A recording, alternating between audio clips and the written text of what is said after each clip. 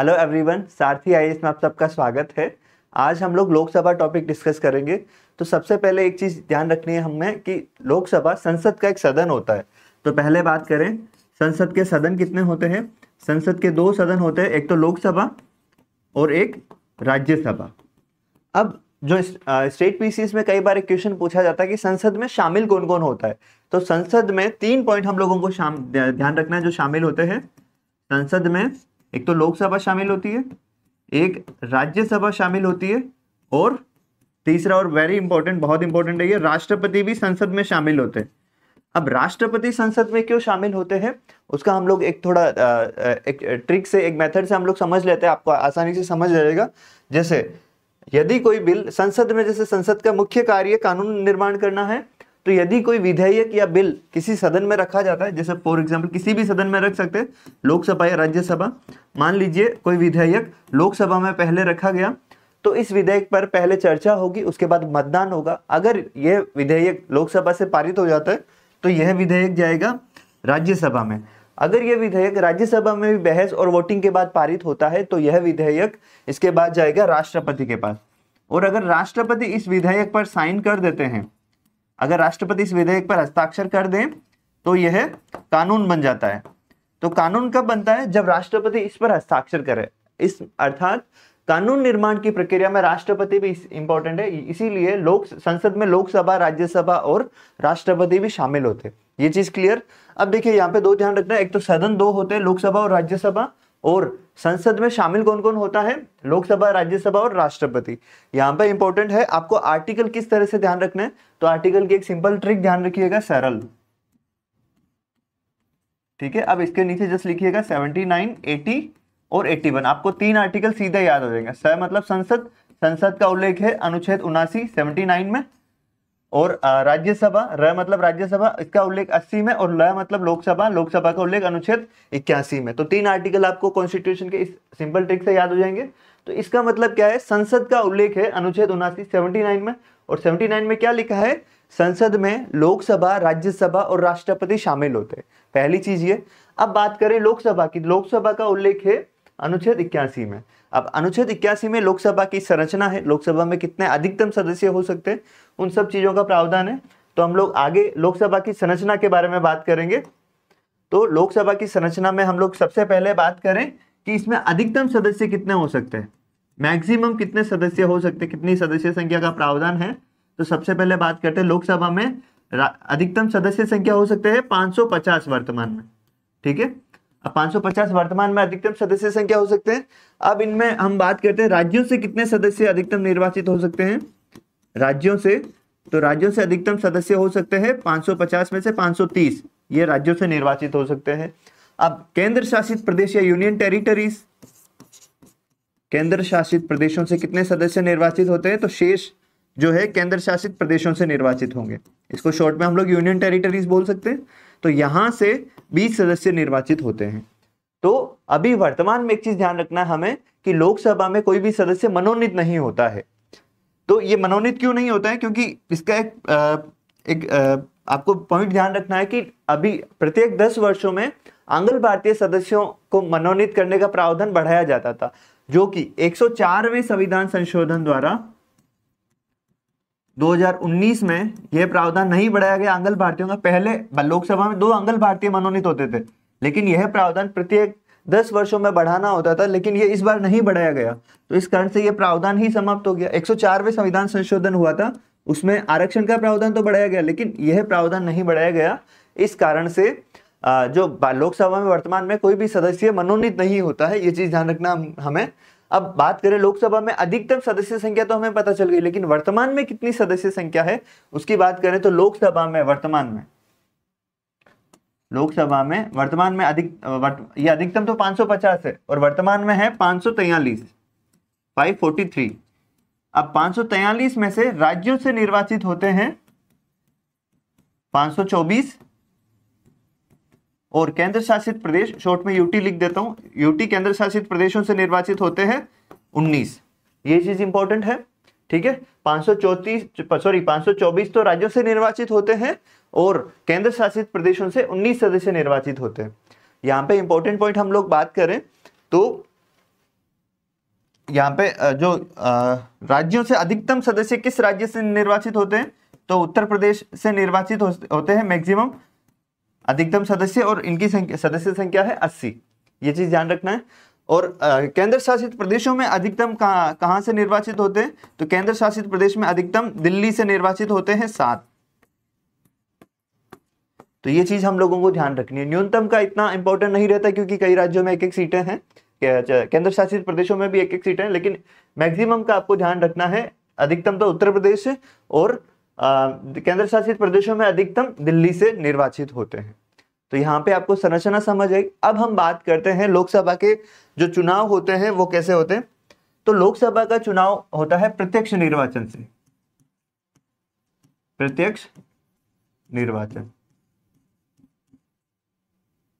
प्रत्यक्ष निर्वाचन से होता है। प्रत्यक्ष निर्वाचन का मतलब होता है डायरेक्ट वयस्क मताधिकार, जैसे आम भारतीय मतदान कर सकते हैं। और वयस्क मताधिकार की उम्र वर्तमान में है 18 वर्ष। 18 वर्ष से या इससे अधिक आयु का कोई भी पुरुष या महिला मतदान कर सकते हैं।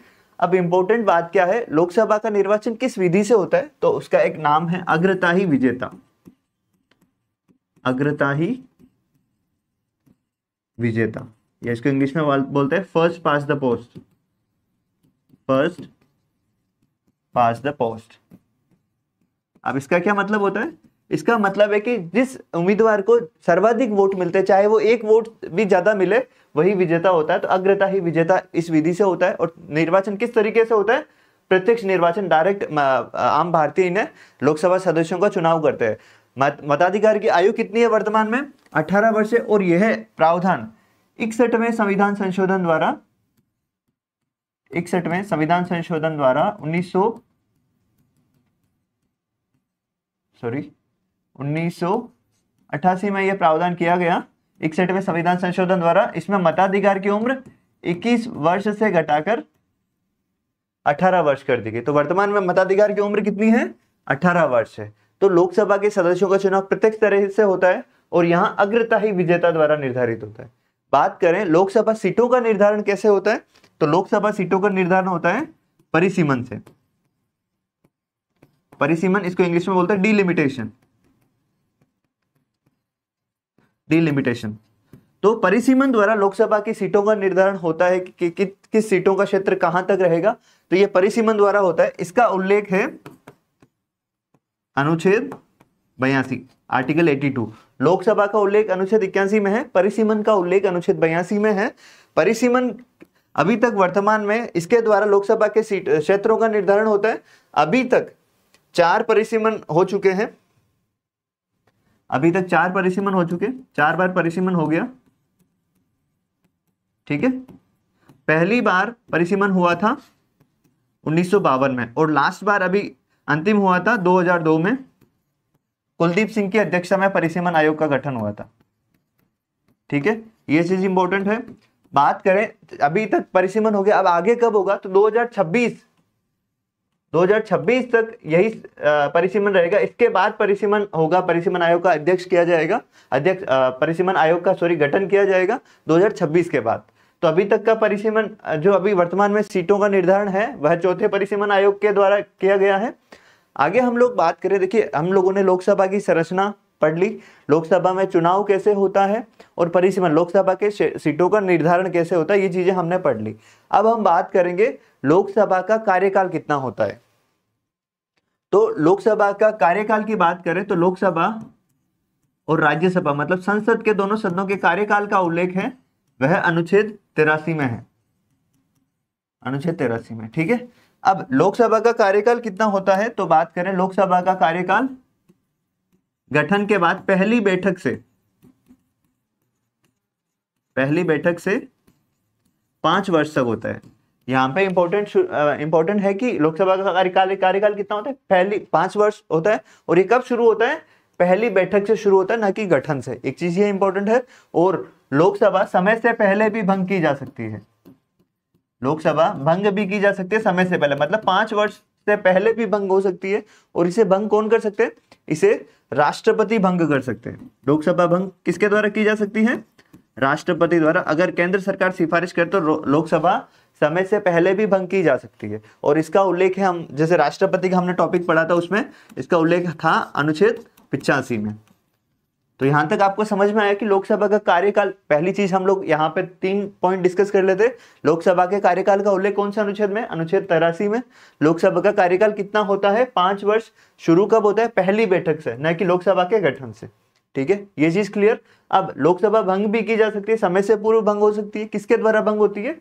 राष्ट्रपति द्वारा। ठीक है, यहां तक चीजें क्लियर हुई। आपको लोकसभा का कार्यकाल पढ़ लिया। अब हम बात करते हैं लोकसभा के सदस्यों की योग्यताओं के बारे में कि लोकसभा का सदस्य बनने के लिए क्या योग्यताएं होनी चाहिए। तो लोकसभा के सदस्यों की योग्यताओं की हम बात करें तो लोकसभा के सदस्यों की योग्यताओं का उल्लेख है अनुच्छेद 84 में। ठीक है, अब अनुच्छेद 84 में लोकसभा के सदस्यों की योग्यता है। इसमें 3 पॉइंट आपको सिंपल ध्यान रखना है। पहला, भारत का नागरिक हो, भारत का नागरिक, यह चीज इंपॉर्टेंट है। ठीक है, अब दूसरा पॉइंट है न्यूनतम आयु। न्यूनतम आयु कितनी हो? 25 वर्ष। न्यूनतम आयु 25 वर्ष। स्टेट पीसीएस में ये सिंपल क्वेश्चंस पूछे जा सकते हैं, जैसे न्यूनतम आयु कितनी होनी चाहिए? 25 वर्ष होनी चाहिए यहाँ पे। और राज्यसभा के लिए 30 वर्ष होती है, जबकि राष्ट्रपति और उपराष्ट्रपति के लिए 35 वर्ष होती है। तो ये एज का थोड़ा सा ध्यान रखिएगा। लोकसभा या विधानसभा चुनाव लड़ने के लिए न्यूनतम आयु कितनी होनी चाहिए? 25 वर्ष। भारत का नागरिक हो। और यहां पर एक और पॉइंट है, संसद द्वारा निर्धारित योग्यता। अब संसद द्वारा निर्धारित योग्यता का प्रावधान हो, पूरी करे। ठीक है, अब मैं आपको सिंपल चीज बताऊं, ये तीसरा पॉइंट क्या है?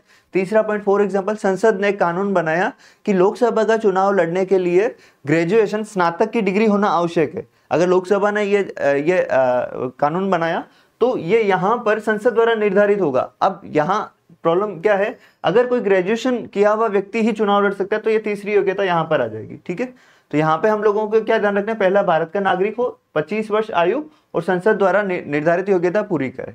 यहां तक क्लियर हुआ आप सबको? अब हम बात करें, देखिए क्वेश्चंस कैसे पूछे जाते हैं वो भी मैं आपको बता देता हूं। जैसे राष्ट्रपति से रिलेटेड एक क्वेश्चन था और मैं आपको बताता हूं यहां पर कैसा क्वेश्चन पूछा जा सकता है। जैसे पहला पॉइंट है भारत का नागरिक हो। ठीक है, अब यहां पर सिर्फ एक क्वेश्चन पूछ लिया जाए, कथन गलत दे दिया जाएगा कि लोकसभा के सदस्यों की योग्यता के संदर्भ में कौन सा कथन सही नहीं है। तो यहाँ पे दे देंगे भारत का मूल नागरिक हो, यहाँ पे नागरिक हो। जैसे फॉर एग्जाम्पल अदनान सामी है, जो भी एनआरआई रहे हैं, जैसे फॉर एग्जांपल कोई भी एक्ट्रेस है, कैटरीना कैफ है, तो फॉर एग्जांपल उन्हें चुनाव लड़ना है, तो अगर वो जैसे उनका जन्म बाहर हुआ, विदेश में हुआ, लेकिन अगर वो भारतीय नागरिकता हासिल कर लेती है तो वह भी लोकसभा का चुनाव लड़ सकते हैं। ठीक है, तो यहाँ पर भारत का नागरिक होना चाहिए, मूल रूप से भारत का नागरिक हो ये जरूरी नहीं है। ठीक है, भारत का नागरिक हो, 25 वर्ष और संसद द्वारा निर्धारित योग्यता पूरी करे। तो ये बात हुई योग्यताओं की। बात करें, मैंने आपको कार्यकाल बताया था 5 वर्ष, लेकिन आपातकाल की स्थिति में लोकसभा का कार्यकाल 1 वर्ष बढ़ाया भी जा सकता है। लोकसभा का कार्यकाल बढ़ाया भी जा सकता है। ठीक है, बढ़ा सकते हैं। अब ये कब बढ़ा था उस बारे में बात करें। कौन सी लोकसभा का कार्यकाल सर्वाधिक रहा?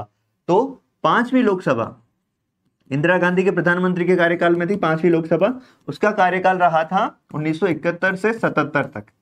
ठीक है, 5 वर्ष से अधिक रहा था, 5 वर्ष और 10 माह तक रहा था 5वीं लोकसभा का कार्यकाल। तो ये सर्वाधिक कार्यकाल रहा है लोकसभा का, 5वीं लोकसभा का। अब न्यूनतम कौन सी लोकसभा का कार्यकाल न्यूनतम रहा?